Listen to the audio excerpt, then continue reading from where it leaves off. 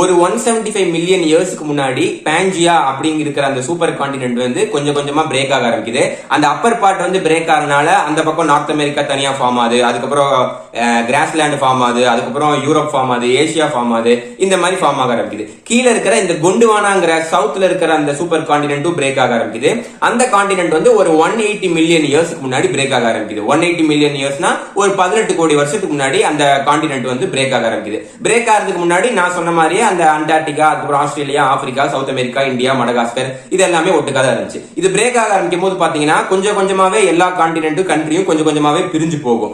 India வந்து first வந்து அண்டார்டிகால இருந்து பிரிஞ்சு ஃபர்ஸ்ட் ஆப்பிரிக்கால இருந்து பிரிஞ்சு போகும், அதுக்கப்புறம் இந்தியா அண்டார்டிகால இருந்து பிரிஞ்சு போகும், அதுக்கப்புறம் இந்தியா மடகாஸ்கர்ல இருந்து பிரிஞ்சு போகும். இப்படி ஒவ்வொரு பார்ட்ல இருந்து இந்தியா கொஞ்சம் கொஞ்சமா பிரிஞ்சு போகும். கடைசியில இந்தியா வந்து அப்படியே மூவாய் வந்து ஏசியால வந்து ஜாயின் ஆகும்.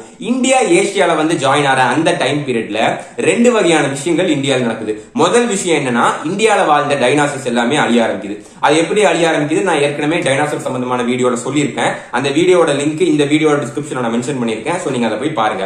ரெண்டாவது என்ன நடக்குதுன்னா, இந்தியால ஹிமாலயாஸ் ஃபார்ம் ஆக ஆரம்பிக்குது. ஓகேங்களா? இப்போ வந்து இந்த கொண்டுவானா கான்டினென்ட் மட்டும் நான் ஏன் மெயினா சொல்றேன்னா, நம்ம பார்க்க போற ஹிஸ்டரி வந்து இந்தியாவோட ஹிஸ்டரி.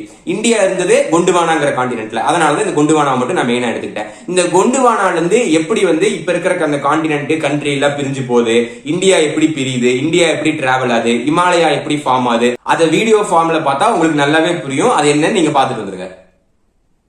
இதுதான் கொண்டுவானாங்கிற அந்த செகண்ட் சூப்பர் கான்டினென்ட். இந்த கான்டினென்ட் இந்த வீடியோல காமிக்கிற மாதிரி தான் பல கோடி வருஷத்துக்கு முன்னாடி பிரிய ஆரம்பிச்சு. இந்த கான்டினென்ட்ல இருந்து பிரிஞ்சு போற இந்தியால தான் இப்ப இருக்கிற பாகிஸ்தான், ஸ்ரீலங்கா அண்ட் பங்களாதேஷ் இருந்துச்சு.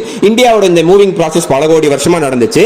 இந்த மூவிங் ப்ராசஸ்ல தான் இந்தியா பல கோடி வருஷமா வெறும் ஐலாண்டா மட்டும் இருந்துச்சு. சோ இந்தியா மூவாய் வந்து இப்படி ஏசியாவோட டங்குன்னு இடிக்கும் போது ரெண்டு பக்கத்துல இருக்கிற மண்ணு வந்து அப்படியே மேடு மாதிரி மேலே ஏறுது. அந்த ஏற்றம் தான் இப்ப இருக்கிற ஹிமாலயாஸ்.